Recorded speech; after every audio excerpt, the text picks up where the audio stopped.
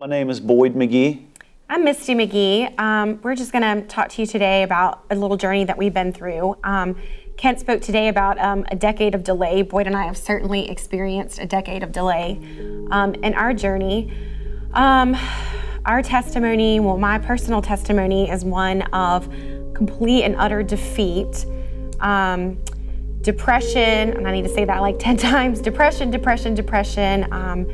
a never-ending valley, a series of bad turns and marital fails and just really rock bottom and a fall from grace. And we feel like the vehicle that took us through that journey and that took me personally through that journey was infertility and miscarriage.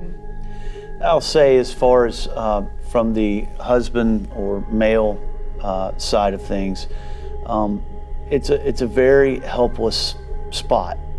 And there's nothing, there's no flowers, there's no hugs, there are no letters really that can make it better. It's just was the journey and what we've been through. The hardest part was the doctors had no answer for why we couldn't conceive.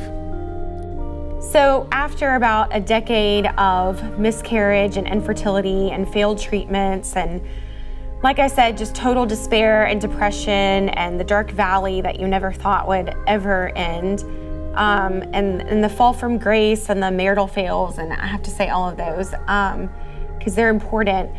We finally are in this new season, and I cannot even explain what that feels like because we haven't had a season like this in so long. I personally have not at all. Our marriage hasn't.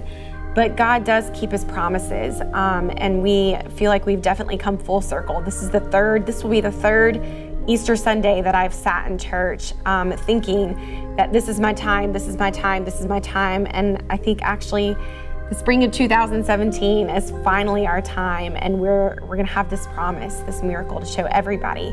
So to recap our journey, like I said, we experienced 2 miscarriages before our miracle Christmas baby, and then we experienced an in vitro fail, which felt again like a miscarriage.